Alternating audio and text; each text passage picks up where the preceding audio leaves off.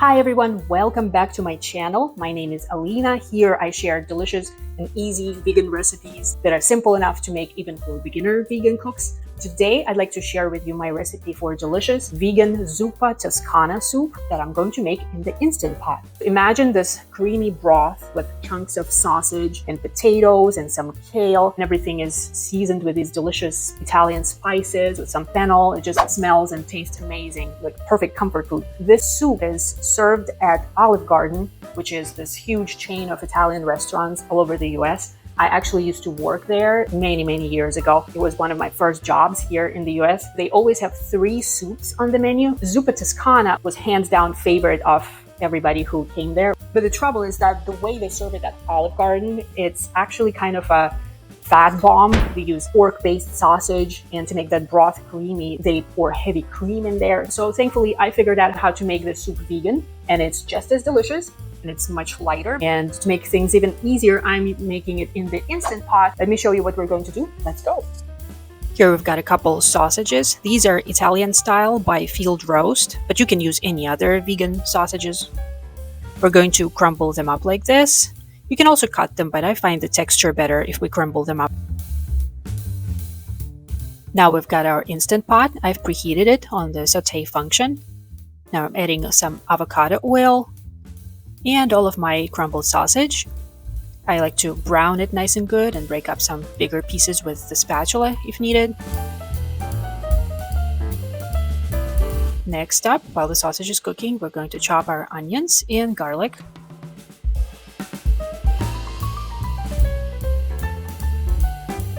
Here I've got some potatoes. These are Yukon Gold.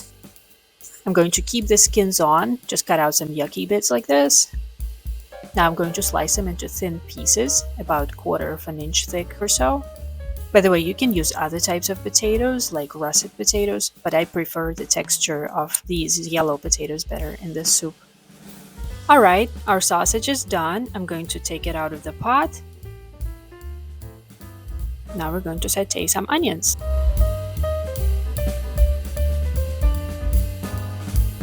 While the onions are cooking, I've got some fennel seed, about 1.5 teaspoons. I'm going to grind it nice and good.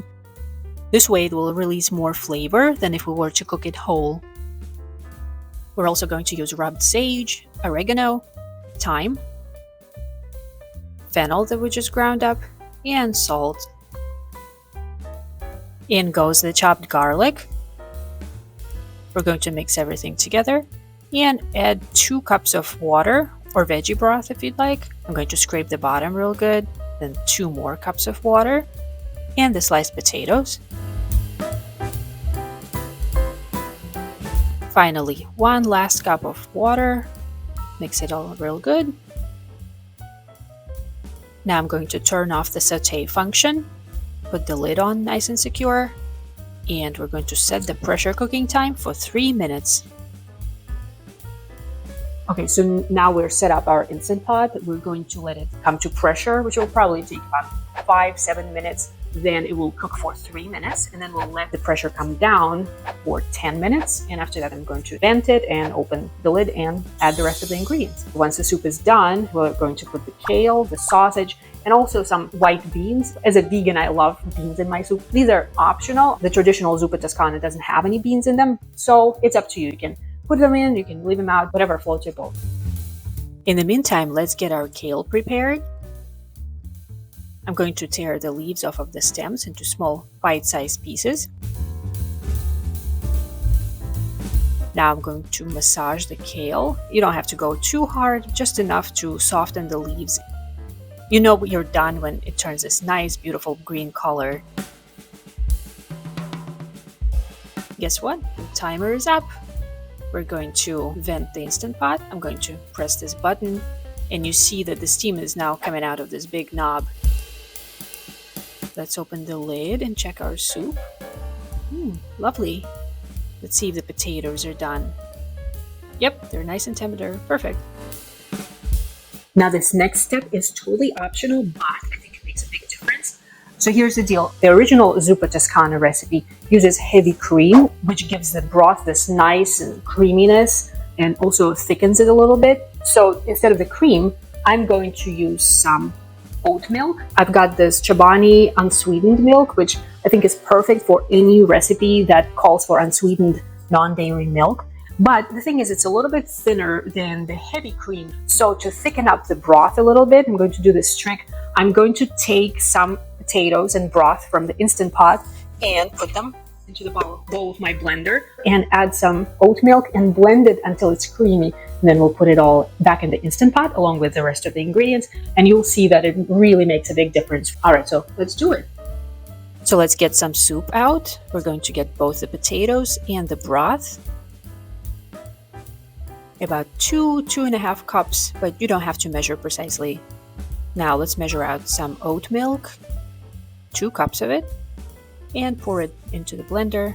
Now I'm going to blend everything. For some reason I didn't record that part, so you'll have to trust me that I did it. Now let's pour it all back in, and let's add the rest of the ingredients. The beans, sausage, last but not least the kale. Now let's give it a nice good stir. You see that it's nice and thick like this. If it's too thick to your taste, you can add a little bit more water or broth or non-dairy milk as you'd like. Folks, I forgot to mention that once we add everything back to the pot, we need to bring the soup back to a simmer. To do that, we first need to press the saute button and let the soup gently warm up. This will take about 3 to 5 minutes. And after that, press cancel and the soup is ready. We're good to go. All right, all what's left is to do the taste test. My favorite part.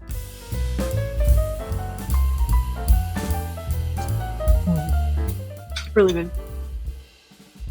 I love how well the fennel and the sausage work to enhance the broth with this deliciousness, like a rich sausagey flavor.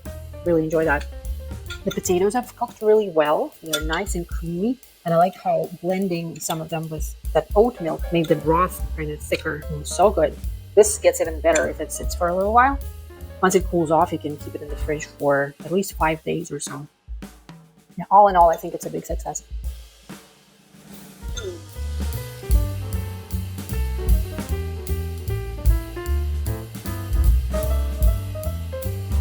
Thank you so much for watching this video. I hope you enjoyed it. I have the written version of this recipe on my website, veganrunnereats.com. I'm going to link it up in the video description and also in the first comment. Please give this video a big fat like.